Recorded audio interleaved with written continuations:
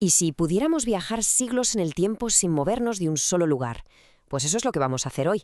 Nos vamos a Anzá, en Colombia, para explorar algo que vemos todos los días, pero en lo que casi nunca pensamos: los caminos. Vamos a ver cómo nos cuentan historias de poder, de comercio y, sobre todo, de memoria. A ver, pensemos un momento. ¿Qué nos puede contar un simple camino? A primera vista, pues es solo una ruta, ¿no? Una forma de ir del punto A al punto B. Pero si nos acercamos y miramos con atención, cada curva, cada capa de asfalto es como una página de la historia. Y en Anzá, esas páginas narran algo realmente fascinante. Es que en Anzá, cada sendero, cada vía de tren abandonada, cada autopista moderna, es una capa más en una historia larguísima. Una historia que nos habla de quién tenía el poder, de cómo se movía la economía y, lo más interesante, de cómo una comunidad va decidiendo qué recordar y qué dejar que se olvide. Y la metáfora perfecta para entender todo esto es la de un palimpsesto. Imaginemos que el paisaje de Anzá es como un pergamino muy, muy antiguo. Cada nueva época ha llegado y, de alguna manera, ha raspado los caminos que había antes para construir los suyos. Pero siempre quedan rastros. Las huellas de lo que hubo nunca desaparecen del todo. Son como fantasmas en el paisaje.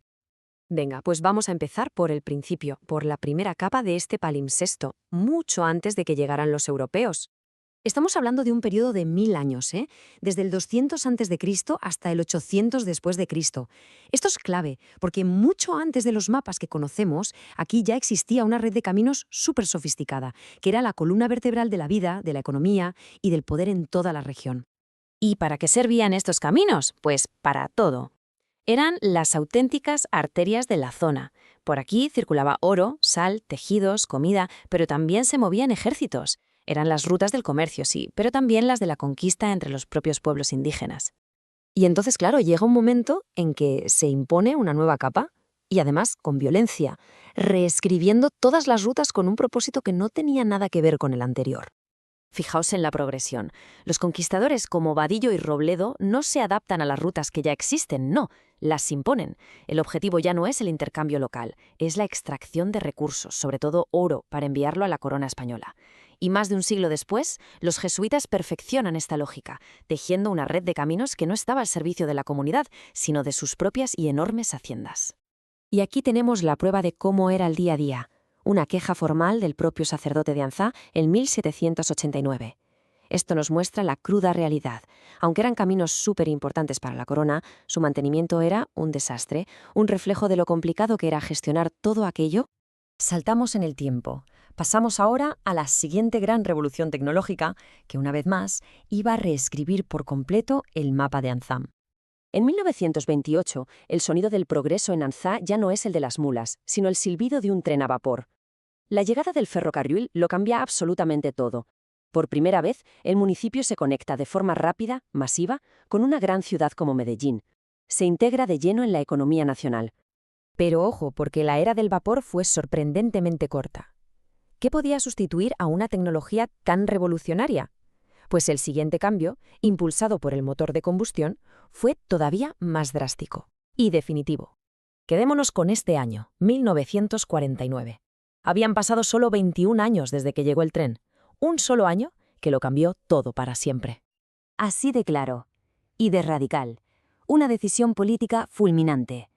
Se levantan las vías del tren para poner asfalto. Pero no fue un capricho, ¿eh? Esto reflejaba un cambio a nivel mundial. La posguerra trajo el boom del coche. El futuro, al parecer, ya no se movía sobre raíles, sino sobre ruedas. Y el contraste en los siguientes 60 años es que es alucinante. Mirad esto. En 1956, la moderna carretera era poco más que un camino de tierra para esos autobuses tan pintorescos. Hoy, esa misma ruta es parte de una autopista 4G de cuarta generación, una infraestructura pensada ya no para ir a Medellín, sino para el comercio global. Y esto nos lleva a la capa más reciente de nuestro palimpsesto. Y claro, a una reflexión muy interesante sobre lo que se gana y lo que se pierde con cada nueva línea que trazamos en el mapa. Es que cada nueva autopista crea huérfanos. La tabla lo deja clarísimo. La vía del tren, abandonada en el 49, se asfaltó y punto. El tramo de carretera que se quedó obsoleto en el 90 ahora se considera patrimonio. Es increíble, lo que ayer era funcional y moderno, hoy es un recuerdo. Al final, todo esto obedece a un ciclo que se repite una y otra vez, no solo en Anzá, sino en todo el mundo. Paso 1, construimos algo nuevo en nombre del progreso. Paso 2, abandonamos lo antiguo. Y paso 3, miramos a esas ruinas funcionales y las llamamos patrimonio. Es la historia del progreso, escrita en asfalto y tierra. Y claro, esto nos lleva a pensar en el ahora. Las autopistas, las vías de alta velocidad, las rutas que se están diseñando en este mismo momento, son el texto que nuestra generación está escribiendo en el paisaje. La gran pregunta es, cuando las generaciones del futuro miren este palimpsesto, ¿qué historia leerán sobre nosotros?